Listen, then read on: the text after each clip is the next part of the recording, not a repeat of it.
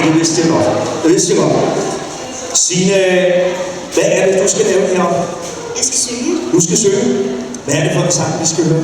Hvad nu hvis? Hvad nu hvis? Hvem er det nu, der har lavet den? Nick og Jay. Nick og Jay. Hvad nu hvis? Her er Signe Suhl, 9 år.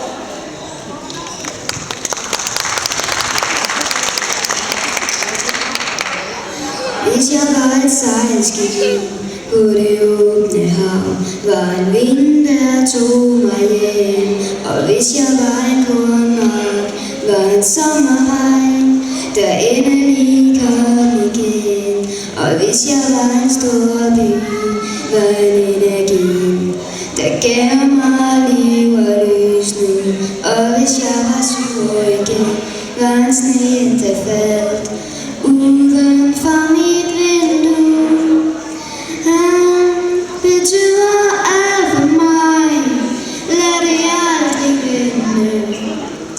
Han er mit et og alt, jeg vil ikke stå alene. Så hvad nu hvis stjernerne ikke var væk, og hvad nu hvis vinduet stille, og solen aldrig mere ville vise sit ansigt. Hvad skulle jeg så gøre? Og hvad nu hvis sneen smeltede bort? Og hvad nu hvis regnen udeblev? Hvad nu hvis alting blev helt tomt? Jeg håber det aldrig sker, jeg har brug for dig her. Signe Suhl. Tak skal du have, Signe.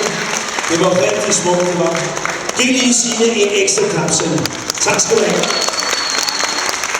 Fra skønnesangen skal vi over til